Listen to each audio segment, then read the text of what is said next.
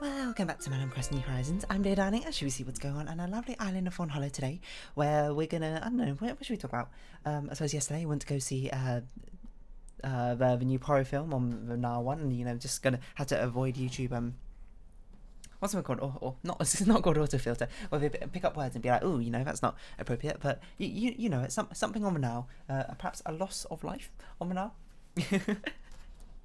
Anyway, yeah, it's a appropriate movie, and honestly, it was kind of enjoyable. Yeah, I sort of went up and down during the movie of how much I enjoyed it, and I started watching it, and it started losing me, but it got me again, and it started losing me, and it got me, and then it sort of stayed pretty neutral. But anyway, hello everyone. Now in Fawnhallow, it's 3:37 p.m. on Monday, February 21st, 2022. We know CJ's visiting. Okay, cool. Sorry, I sounded really dismissive, Isabel. I apologise. Yeah.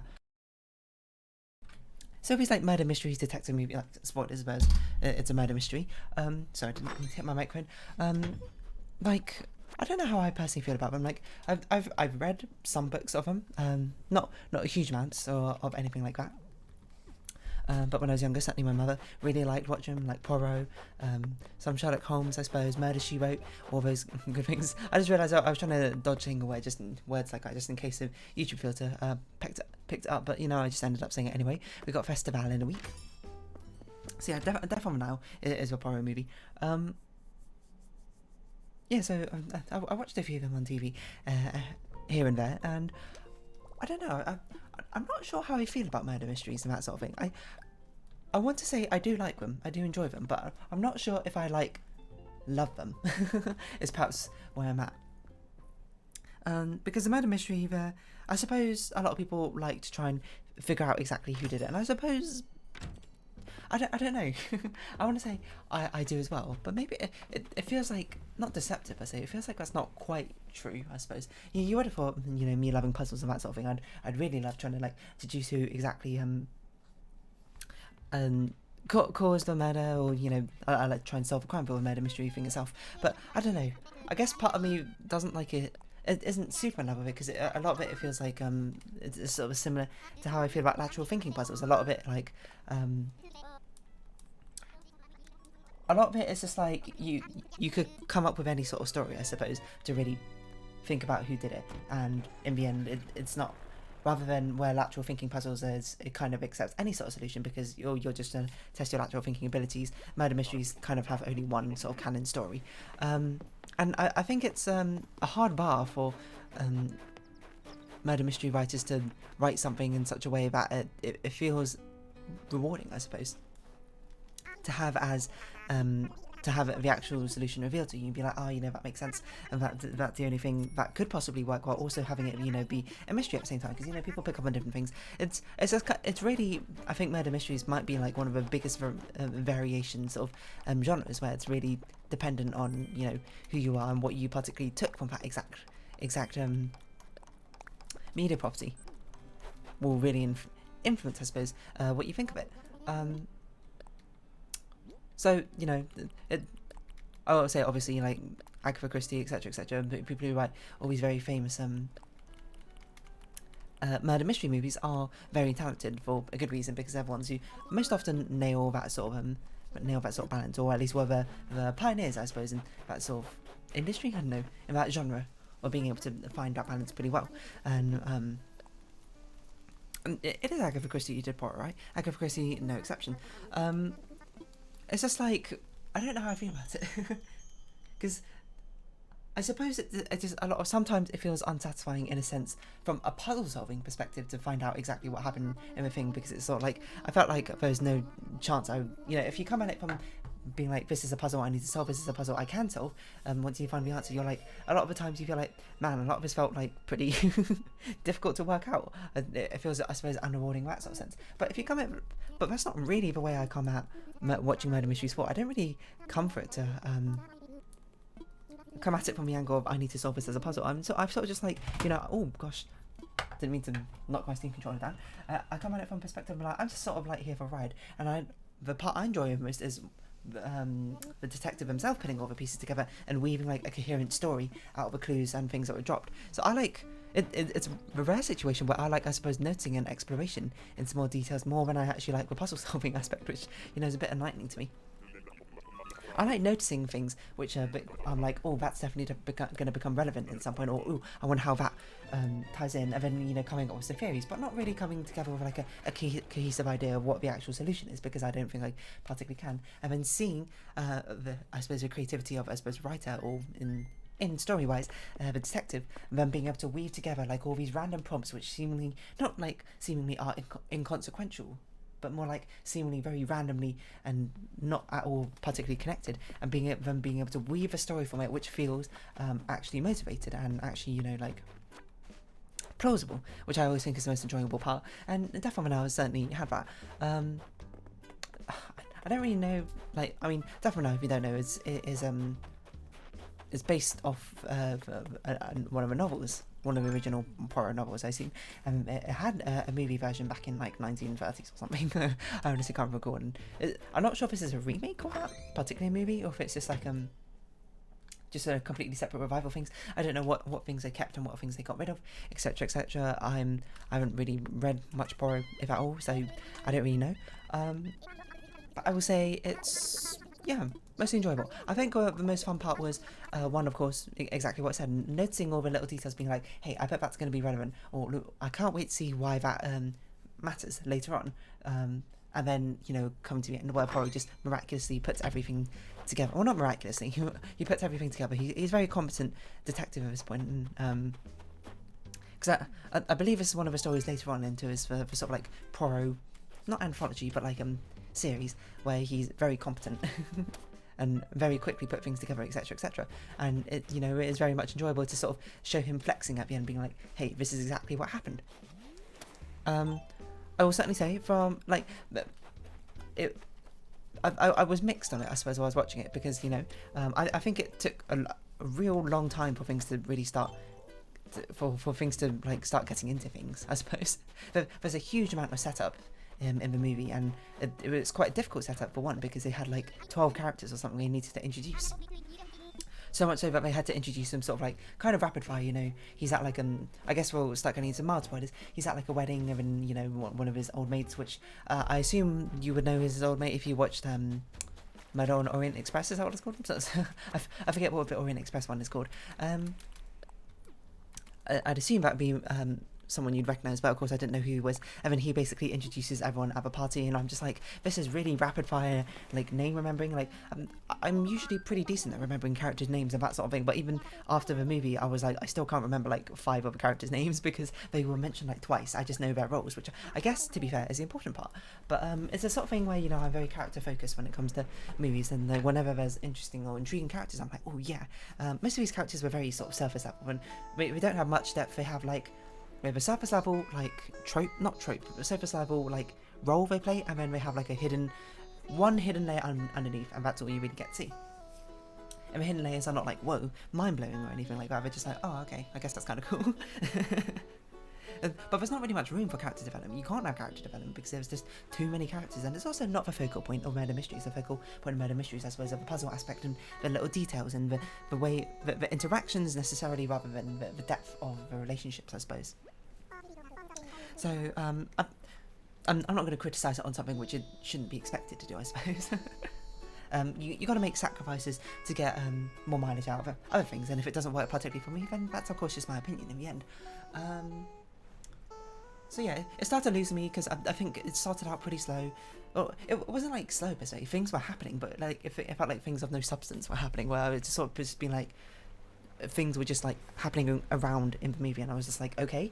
And then, you know, it started getting interesting when like it started the plot points started to like the bait started being laid down of like plot points and hooks, and being like, oh, you know, there's certainly something going on here. What's this mean? Like the sort of intrigue starts happening, which is obviously where it should start getting interesting. It is kind of what murder mysteries are mostly about, I'd imagine. But yeah, then it started to like draw me in a little bit like that, and then I can't remember. Then I was like, okay, now it's sort of like slowing down a bit. I will say it got pretty high, you know, it started ramping up, and then the actual murder started happening. I was like, oh man, it's getting cool. And then there was like a subplot, and I was like, I guess that's kind of cool. And then it started losing me. I was like, man, a lot of people are kind of being like murdered, and I'm not really sure if much is really happening. And then it got to a big reveal at the end, and I was like, oh, cool, you know. you kind of won me back at this last bit, and then it's sort of like, I don't know, it was a bit shaky at the end. the ending, I don't know if it super landed for me, but I hear it's a little bit different in the novel, so you know, but it feels a bit more alive. But you know, you do get satisfaction of Poirot just being like, oh, this is what happened. What I will say, I think the movie did well is I think it very much pointed out plot points and things, hooks, which will become relevant later, quite well. Like the one that sticks up in my mind. Some of them I think it did well when I was like, I'll give an example of a bad one. Spoilers now for Death of Nile. Like more specific spoilers if you're going to watch it, and I would recommend if you haven't watched it, then, or if you want to watch it, then you probably stop watching now, because you know it kind of ruins the thing. But there's one point where I forget who I don't even know the relationships all that well, but the mother of Book, I suppose, and I don't even know if her name was ever said, the artist lady, she's painting and she just goes, I can't find my red paint, and then it's just like, I can't, how am I meant to capture the majesty of like the sunset of Egypt without my red paint? And it's just like, it's just like such an obvious sign, being like, hey, look at me, this is a really obvious clue, look at it. Look at it, this is going to be relevant. Ooh, red paint, mysterious, looks like blood. I wonder how that's going to be relevant later. So then when the big reveal comes, it's sort of just like, okay, yeah, I mean, duh. It's kind of how I felt about it. Especially with how much focus was on the entire thing. I was like, okay, alright. You know, you didn't have to go that hard. You could just... What I wish I'd done is it just was something in the background, like as people, because it happened as we were getting off a boat, the mother just went in the background being like, where's my red paint? I can't find it. And then like the son goes like, come on, mother, you're going to miss it. And then, you know, that's it. Just a short snippet to move on and go through, so then you can call back to it and be like, oh, I can't believe I missed that detail, rather than it being like, okay, it's kind of hard to miss this detail, it was kind of like shoved into my face. I don't know what missions we have, so I probably should have checked that before I started walking around. Seashells, rocks, sell items, chop wood. Okay, let's sell some items. So yeah, that was pretty cool. And what there were more details, I think, like that where it actually worked out pretty well. Like the initial plan was, instead of red paint being as like a substitute for blood, yeah, he wanted to use red nail polish, which you see Lynette wearing at some point, and I don't really remember. They don't really linger on it that too long, so that's a very difficult thing to pick up. And if you picked up on that, that's incredible. But the nail polish thing was foreshadowed because the husband got mad at the maid, right, for forgetting nail polish, and it seemed like such an inconsequential thing that it was a very small, just passing comment, and we'd be like, wow. To me, when I heard that, I didn't think of it as like, oh, that's a clue. I think I was like, oh wow, this husband's kind of like a rude guy if he got that, you know, majorly annoyed at the maid for forgetting nail polish of all things. But to me, it was just like, maybe it was just like motivation for the maid to, you know, do a murder or something, because she got like, she was fed up of the lady and the lord or whatever being so mean to her. So I was like, maybe that's what they're trying to hint at there. It's a very small detail, and just passed over like in conversation maybe once or twice or something, and then it actually became relevant because that was like the original plan. That's why he got so mad, because now they had to do something else. They can no longer rely on the nail polish as part of the plan. They had to improvise and use red paint, so we had to steal red paint. I thought that was a very well foreshadowed thing. That's the sort of thing where murder mysteries all that happens, I just went, oh, that's brilliant. I'm trying to think what else happened. There was one where the crux of like the evidence he uses at the end was the fact that the red rag was stained red rather than being turned to brown, because like blood dries brownish, especially in heat. I don't actually know if that's true, but I just kind of assumed it was true. But red paint won't. It will dry, like it will fade into like a pinky colour, and you know that's what happened to the rag, which was dredged up from the Nile at some point. And I did clock it kind of, but I didn't clock it for the right reason. I was like, there's a weird focus on this rag when he was like unfolding it, and there's like it lingers on it for a little bit longer than you might expect, and it's okay. Because sorry, no, it's not okay. I thought that was quite a nice foreshadowing, and when it became relevant, you're like, oh, interesting. I will say it's not as good as the nail polish one, because it's not as immediately applicable. Because I suppose I was sort of thinking, is that actually true with blood? I don't actually know, but I assume so. It would be a bit strange to put this as a major plot point and also have it not be true. I'm trying to think what other sort of small things were nice little details I thought. It's a bit difficult to remember off the top of my head, of course. I think I suppose part of it as well is that they made things really obvious about what happened through these plot points, because you're seeing things from Poro's perspective, like especially at the club scene near the beginning. You're watching through Poro's eyes, and Poro just like kind of hyper focuses on some things here and there, and it just I suppose led to me looking at it being like, oh, I guess this is kind of relevant. Like I should probably pay attention, and this will probably make sense later, and it probably did at certain points. But there's also, they have like some nice subtle things to think about, basically being like how would what you would clue you on earlier, like the fact that Jackie actually knew where they were all the time, and the fact that the husband and wife didn't really do anything major to really stop Jackie. Like I don't know if restraining orders actually existed back in those days. Maybe didn't do much to get rid of him, seeing as the wife was incredibly wealthy. And I refuse to believe that she could not just literally throw money at the problem for Jackie to no longer turn up. So the only reason that Jackie could actually get into all these places and find out where we're going, she had someone on the inside, I suppose, telling her. What else was kind of interesting? Yeah, there's a lot of times you obviously get suspicious of something happening. Oh yeah, but there's some ones which I also think were done kind of well, but I think they've done more obviously and more like obliquely than the nail polish ones. I guess that's kind of what murder mysteries need to do. But I guess that's kind of the aim now. I'm thinking about it, is to have like a range of what's the word? A range of like what is the word? A range of, I don't know what I'm trying to say. A range of clues, I suppose. A range of obviousness to the clues, I suppose. So when some people who, to be fair, maybe that they aren't so used to thinking about these sort of things, who might miss quite obvious clues, have some very obvious clues that they can pick up and be like, oh, I understand. And then for people who are much more like detail oriented and understand what they're getting into, can think about these things and pick up on much more smaller details. There are things like Jackie knowing exactly where they were going all the time, is like, which doesn't really make sense, and whatever. And the fact that Lynette couldn't throw just money out of a problem. I'm sure there's other things, not what I can really think of off the top of my head, because I'm not quite at that level, I would certainly say. But there's like some mid-level clues which I think were done pretty well as well. They were woven into the story pretty nicely, because they were, I think, compounded with other things in the story as well to make it seem like less obvious. Like the fact that Bowers, is that her name? I forget. The nurse to the godmother was not found in her room, but she was found in the godmother's room, which is a bit strange. Which I would say I kind of picked up on once I understood what was going on, because it happened. I didn't actually understand what was happening in that sequence for a little bit, when he was just like banging on the door, being like, nurse, come out, or whatever. I was like, I don't know why he's banging. I guess she's not there. And I thought after he saw them in her room, I was like, oh, I guess they're just like, they share a room or something. And I was like, there's only one bed there. So I thought that was a nice little detail. Which you later get a payoff, being like, oh, interesting, have a nurse sleeping with a godmother. Are you two in a secret relationship? And it turns out they were, etc., etc., etc. Even though it didn't really have much plot relevance to the actual like murder mystery or crime, I thought that was quite nice. And there was another one. Where the godmother was just basically asking the maid, being like, "Hey, where's your scarf? Where's my scarf? And can you look for it or whatever?"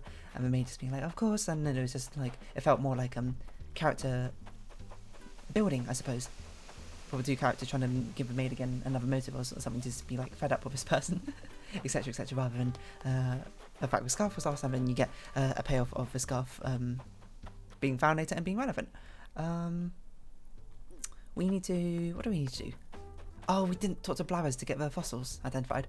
So yeah, I don't know, there's a mix of like nice things here and there, I suppose, and Death on the Nile. I just realised I'm going to call this Death on the Nile, and it's going to be like there's no point trying to get around the Google. What's it called? It's not autocorrect. Auto flagger and something. There's a name for it. I don't remember. Yeah, I thought it was quite enjoyable. Oh, I'm trying to think of other little details here and there from it. Like these are all ones which are talked about in the movie, and I like them to certain degrees. Like on Luisa's, the maid, of course, interview, I was like, why is she answering these questions really weirdly? And then Poirot was like, yes or no. did you see or did you not see him? And she again sort of like dodged the questions. I will proudly say I think that was probably the most obscure clue I actually picked up on. Or I was just like, I don't know why she's being so evasive about it. Which I was wondering why. I was, you know, I'd say cast suspicion of a maiden, you know, until she died, I suppose. But there's nice like sequences here and there. They had some nice like cinematic things, especially there's a lot of spinning going around with like interrogating people, which I guess is meant to be like a sort of disorientating feeling and whatnot. Since CJ's here, we should probably go and get a fish. I didn't actually check to see who have we found whoever's crafting today. I don't think we have. There's a lot of like spinning around, a lot of like interesting cinematic shots.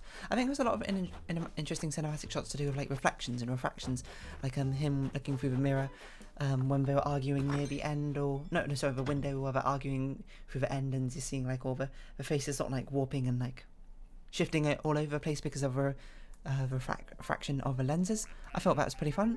I don't know, what other sort of like little details here and there with her. I guess Jackie. No, sorry. The big twist that it was, I can't remember his name. The husband and Jackie being in the plot together. Honestly, I did suspect the husband, but I only suspected him because after like, you know, hearing about murder mysteries, they like to do the double fake where they like give you like obvious red herrings, like Andrew and someone else, and the maid, kind of. Perhaps even the doctor, like really obvious clues, to be like, oh hey, this is probably the person I'm going to try and make you feel like did it, but then it actually turns out it's not going to be them.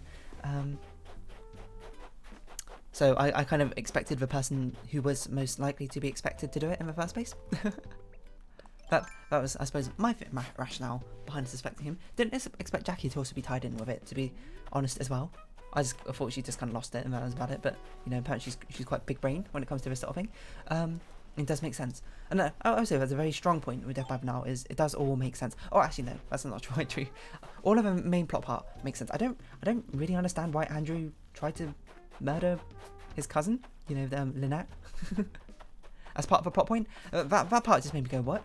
Especially because he said himself that he doesn't get anything from her death, even though he was doing some sort of shady business with his sort of deals and that sort of thing.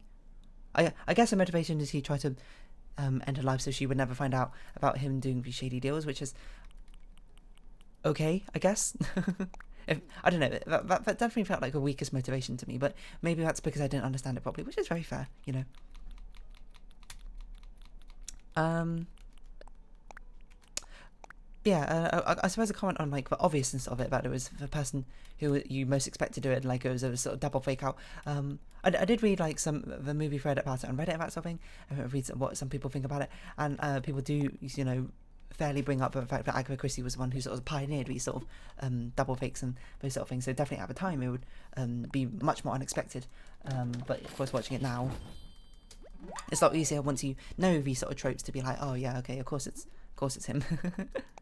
And I think, you know, that's a very fair and valid point. Some things you do have to judge within the realm of when it was released, you know, at the time, revolutionary. Nowadays, maybe not so much. Depending on, I suppose, exactly your perspective with this sort of thing. But I think, on the whole, enjoyable experience. I'd give it like a solid 7. Which is a pretty good score on my sort of scale, because my scale actually goes 1 to 10. I'll be honest, you might be like, what's a 1 out of 10 movie? I don't know, Boss Baby, maybe?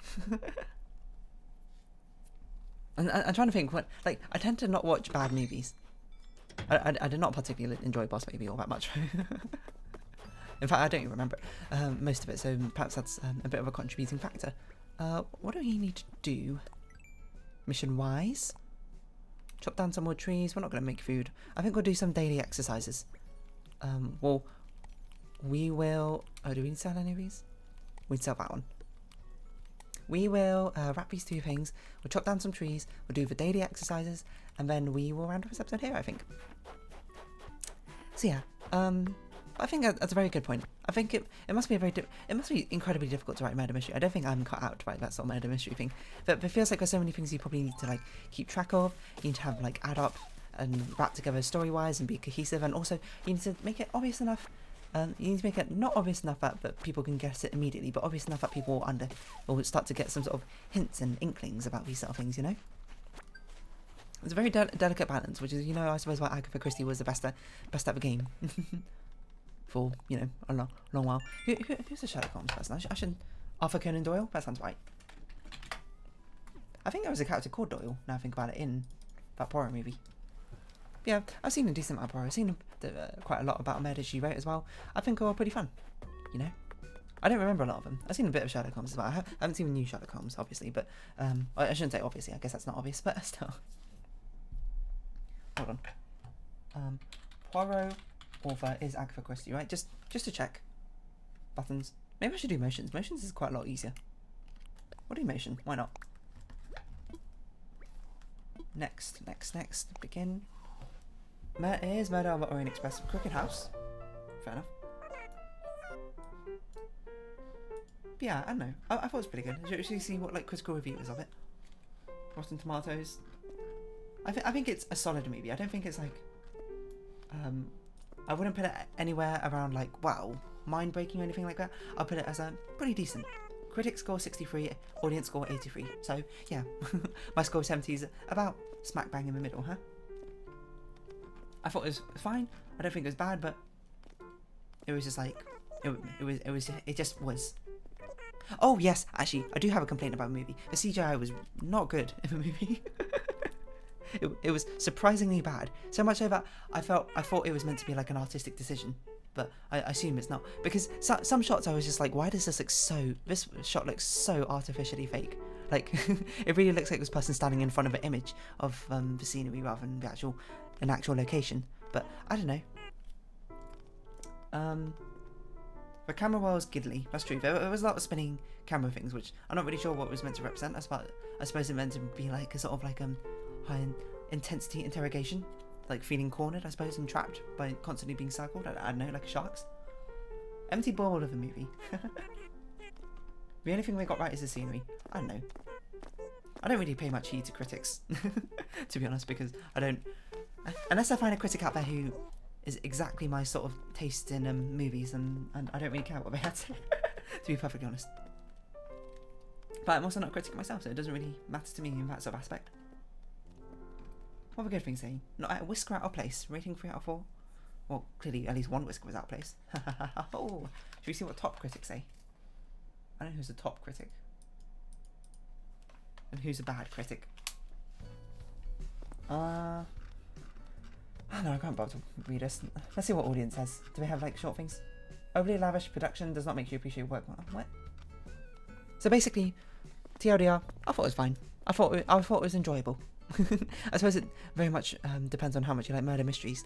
But on that note, we're going to round it off this episode here. So if you have been watching, thank you very much. It's been Animal Crossing New Horizons. I'm Dear Darling. Likes, comments, subscription, shares are greatly appreciated. Join me, Dear Darling Discord. Follow me on Twitter down below. Hope we can see each other again. But for now, it's all farewell. So until next time, bye bye for now.